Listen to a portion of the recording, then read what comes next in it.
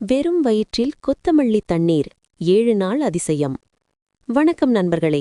இன்னைக்கு நம்ம வீட்ல இருக்கிற ஒரு சாதாரண பொருளை வச்சு நம்ம உடம்புல இருக்கிற பல வருஷ பிரச்சனைகளை எப்படி தீர்க்கலாம்னு தான் பார்க்க போறோம். காலையில எழுந்த உடனே டீ காஃபி குடிக்கிற பழக்கம் நம்ம எல்லாருக்கும் இருக்கு.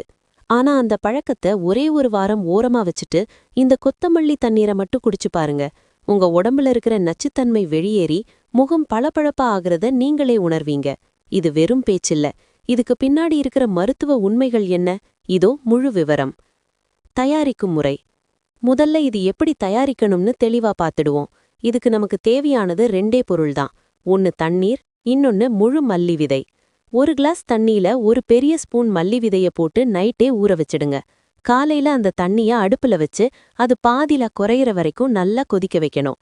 ஏன் கொதிக்க வைக்கணும்னா அப்போதான் மல்லியில இருக்கிற அத்தியாவசிய எண்ணெய்கள் தண்ணியில முழுமையா இறங்கும். அப்புறம் அதை வடிகட்டி இளம் சூட்ல வெறும் வயித்துல குடிக்கணும்.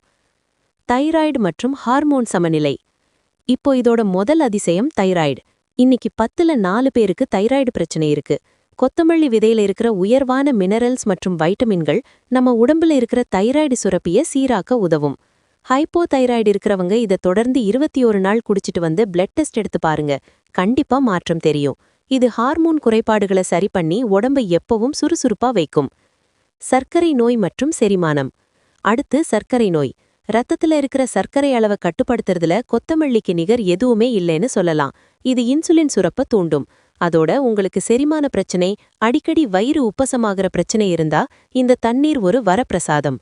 இது குடல்ல இருக்கிற கெட்ட பாக்டீரியாக்களை அழிச்சு செரிமானத்தை வேகப்படுத்தும். மலச்சிக்கல் பிரச்சனைக்கும் இது ஒரு நல்ல தீர்வு.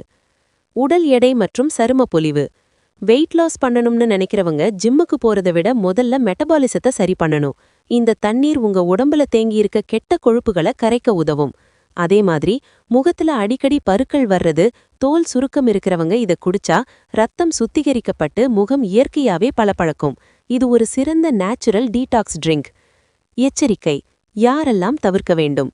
ஆனா ஒரு முக்கியமான விஷயம் மச்சி, எல்லாரும் இதை குடிக்கலாமான்னு கேட்டா இல்ல.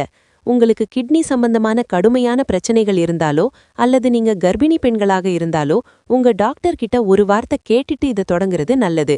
அதே மாதிரி ஏதாவது அறுவை சிகிச்சை செய்து கொண்டவர்கள் 2 வாரத்துக்கு முன்னாடியே இதை நிறுத்திடணும். இரத்த அழுத்தம் ரொம்ப கம்மியா இருக்கிறவங்களும் இதை கவனமா கையாளணும். முடிவுரை. இந்த தகவல் உங்களுக்கு பயனுள்ளதா இருந்திருக்கும்னு நம்புறேன். இதை நீங்க ட்ரை பண்ணி பார்த்துட்டு உங்க உடம்புல என்ன மாற்றம் தெரிஞ்சதுன்னு மறக்காம கமெண்ட்ல சொல்லுங்க. இந்த வீடியோ பிடிச்சிருந்தா ஒரு லைக் போடுங்க. உங்க நண்பர்களுக்கும் ஷேர் பண்ணுங்க. நம்ம சேனலை இன்னும் சப்ஸ்கிரைப் பண்ணலனா இப்பவே பண்ணிடுங்க. அடுத்த ஒரு சூப்பர் ஹெல்த் டிப்ஸ்ல உங்களை சந்திக்கிறேன். நன்றி.